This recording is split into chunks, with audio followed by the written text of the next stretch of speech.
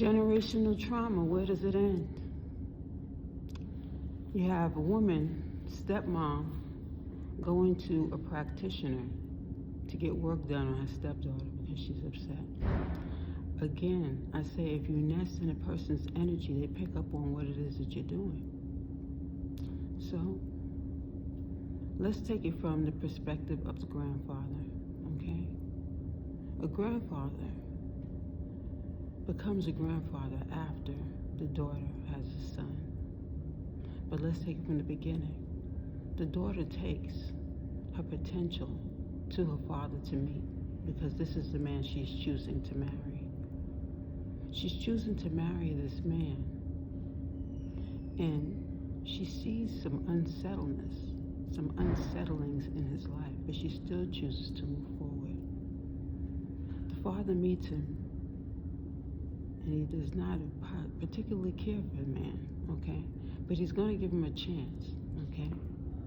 You see, someone senses a rat in Harlem, but nobody's talking just yet. So the father, the man and the woman are about to get married, and they go to the grandmother, and the grandmother advises that the children not be present because the man has children already. So they go on and they have this wedding. The father's very upset because at the wedding, the man that his daughter chooses to marry is not only drunk, but he has to pay the band. And then he notices that the children are not present. He thinks to himself, this is not a good beginning. So later on, he realizes that his mother is the one who advised him. And he says, now, Mom, you really should not have had anything to do with that.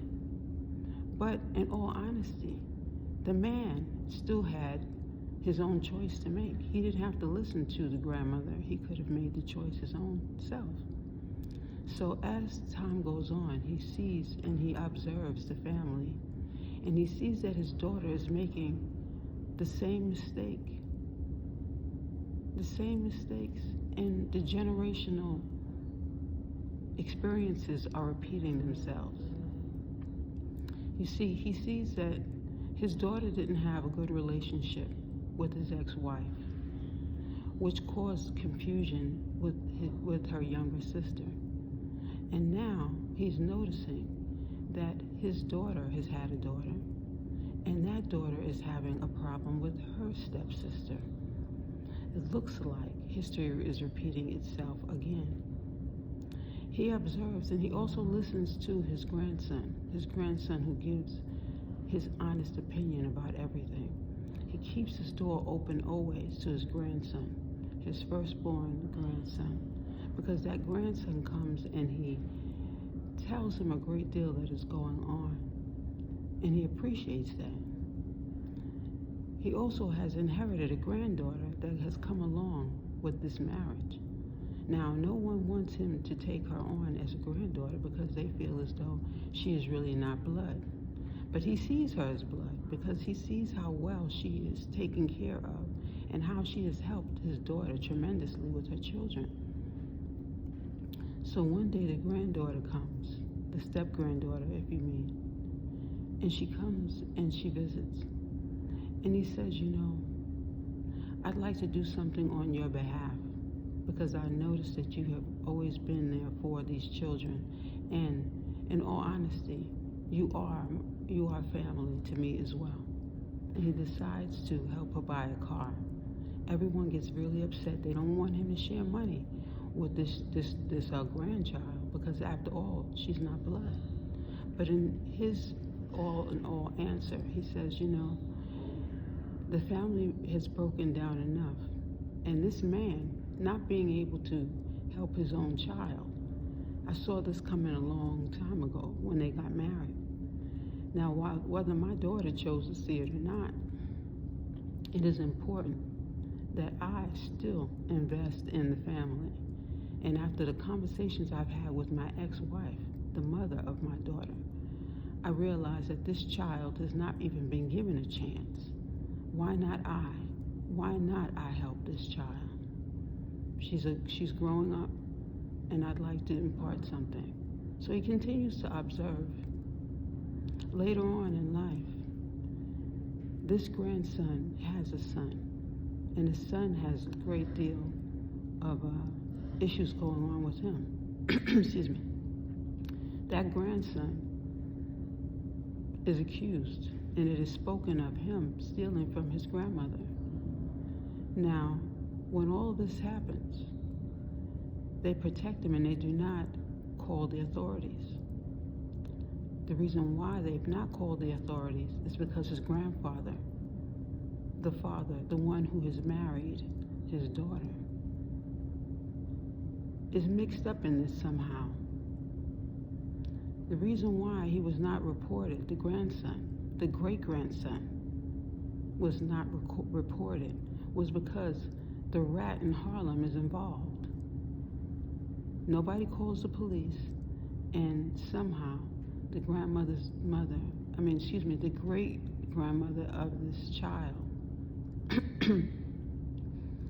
her money is missing, and somehow it's all placed on this child.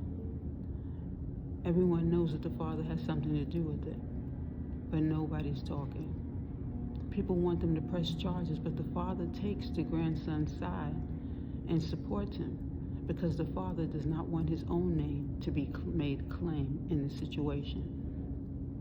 You see, again, the generational curses still occur, and in order for them to be created in a better corrected even, is because we have to work on ourselves so that we don't make the same mistakes.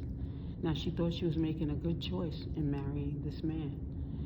But when you marry a man, you also take on the responsibility of working with his children as well. You cannot close one door and think that you're going to be successful when you are not investing in these children. You can't keep taking and taking. So, this might look like I am in a New York train station classroom or office or even just a space. You see, there are more rats in New York City than we can possibly imagine.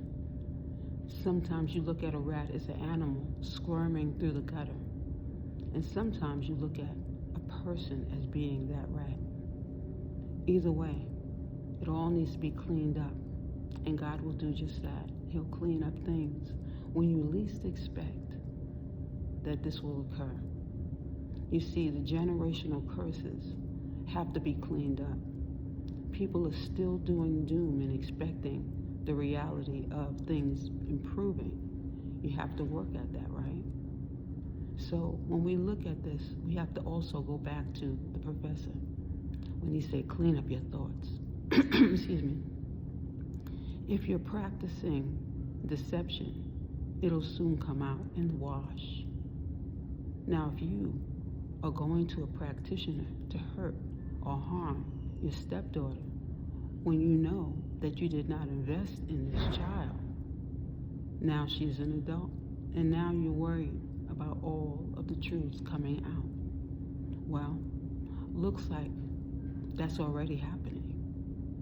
You see, the conversations are being recorded, and you seem to be not realizing what's really going on. Either you need to work on yourself, just as all of us need to do, and move on. But going ahead and getting a practitioner to work on your stepdaughter is not going to work. You know why? Because you're practicing to deceive. You should really work on yourself. All of us should be working on ourselves. The generational curses do not improve if people are not working on themselves. Now, these stories are being placed here so that people can learn from the error of their own ways. Each person played their own part.